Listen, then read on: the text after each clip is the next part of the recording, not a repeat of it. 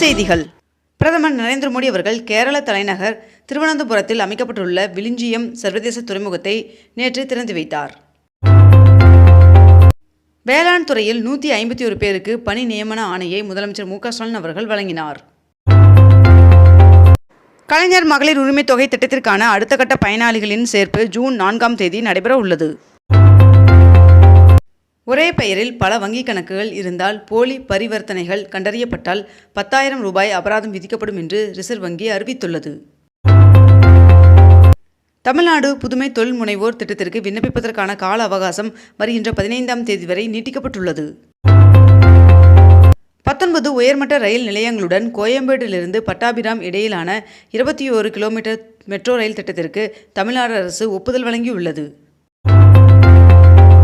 திருமுடிவாக்கம் சிட்கோவில் 37 கோடியில் 648 தொழிலாளர்கள் தங்கும் வகையில் விடுதி கட்டப்படும் என்று அமைச்சர் தாமோ அன்பரசன் அவர்கள் தகவல் தெரிவித்துள்ளார். வேலூர் கோட்டை ஜலகண்டேஸ்வர சுவாமி கோவிலில் வருடாந்திர பிரம்மோற்சவம் நேற்று காலை கொடியேற்றத்துடன் தொடங்கியது.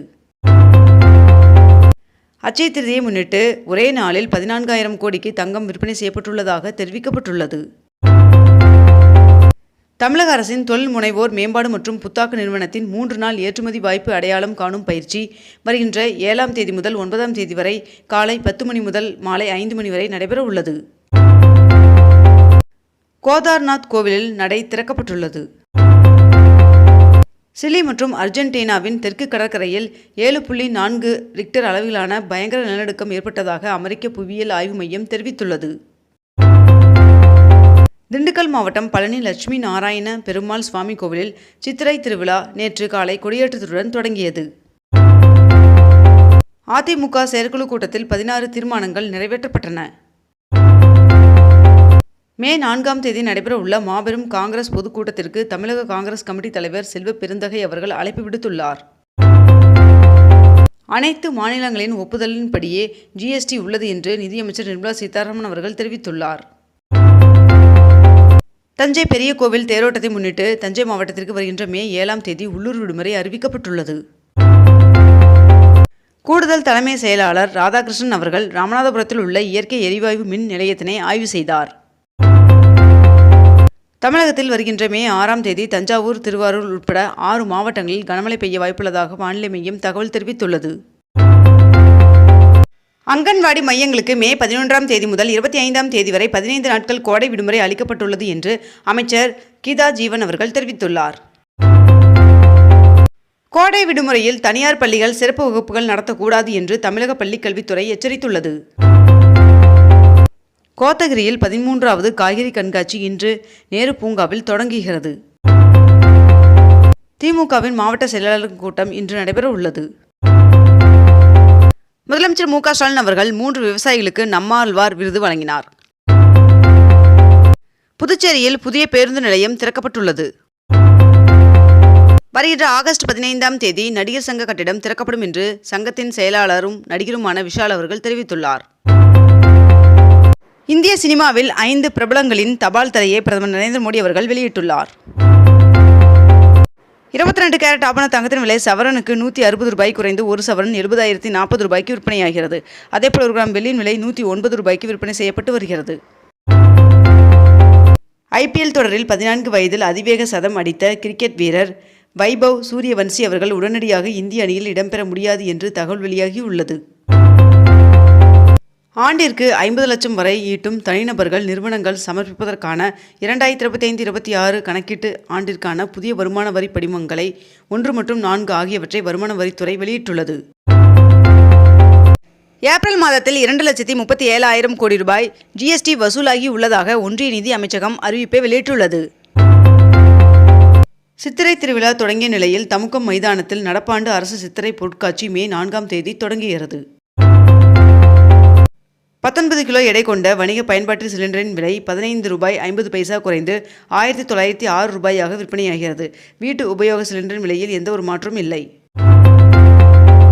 திருவள்ளூர் புறவழி சாலை முதல் ஸ்ரீபெரும்புதூர் வரையிலான 30 கிலோமீட்டர் நீளத்திற்கான 6 வழி சாலை திட்டப் பணிகளை துணை முதல்வர் உதயநிதி ஸ்டாலின் அவர்கள் தொடங்கி வைத்தார்.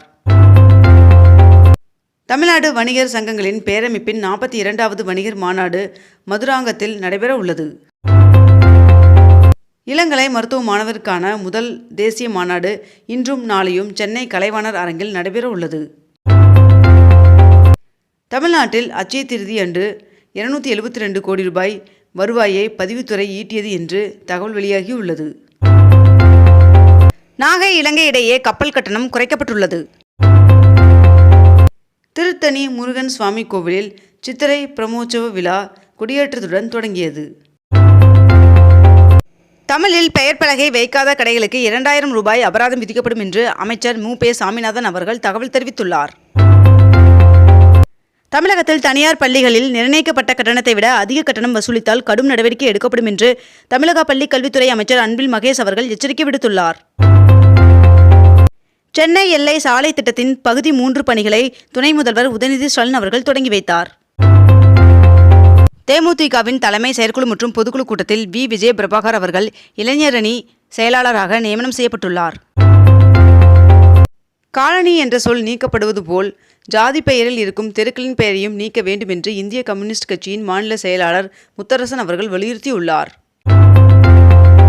ஜாதிவாரி கணக்கெடுப்பை அறிவித்தது இந்தியா கூட்டணிக்கு கிடைத்த மிகப்பெரிய வெற்றி என்று முதலமைச்சர் மு.க. ஸ்டாலின் அவர்கள் தெரிவித்துள்ளார். குழந்தைகளுக்கு தமிழ் பெயர் வைக்க உதவுவதற்காக இணையதளம் உருவாக்கப்படும் என்று முதலமைச்சர் மு.க. ஸ்டாலின் அவர்கள் தெரிவித்துள்ளார். வருகின்ற மே 4ஆம் தேதி நீட் தேர்வு நடைபெற உள்ள நிலையில் இதற்கான நுழைவுச் சீட்டு வெளியிடப்பட்டுள்ளது. மதுரை மீனாட்சி சுந்தரேஸ்வரர் கோவிலில் சித்திரை திருவிழாவின் முக்கிய நிகழ்வான கள்ளழகர் ஆற்றில் இறங்கும் நிகழ்வு மே 12ஆம் தேதி நடைபெற உள்ளது.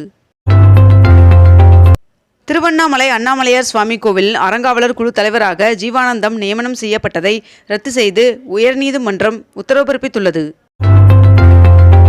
அடுத்த ஆண்டு ஜனவரி 9ஆம் தேதி கடலூரில் தேமுதிக மாநாடு நடைபெறும் என்று தேமுதிக பொதுச் செயலாளர் பிரேமலதா விஜயகாந்த் அவர்கள் அறிவித்துள்ளார். சென்னை மாநகர போக்குவரத்து கழகத்தில் இயங்கும் 7 வழித்தட பேருந்துகளின் எண்கள் மாற்றியமைக்கப்பட்டுள்ளன.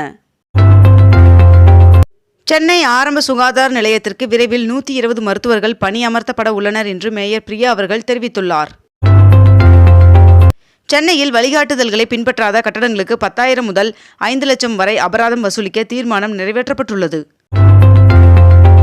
தமிழ்நாடு அரசு போக்குவரத்து கழகங்களுக்கு 2134 புதிய பேருந்துகள் வாங்க டெண்டர் வெளியிடப்பட்டுள்ளது. ஆட்சேபணையற்ற இடங்களில் குடியிருக்கும் 86,000 பேருக்கு பட்டா வழங்கப்படும் என்று தமிழ்நாடு அரசு அரசாணை வெளியிட்டுள்ளது. இத்துடன் இன்றைய தலைப்புச் செய்திகள் நிறைவடைகின்றன. மேலும் இதுபோன்ற அண்மை தகவல்களை உடனுக்குடன் தெரிந்து கொள்ள அக்னிபூ சேனலை சப்ஸ்கிரைப் செய்து கொண்டு தொடர்ந்து இணைந்திருங்கள். நன்றி, வணக்கம்.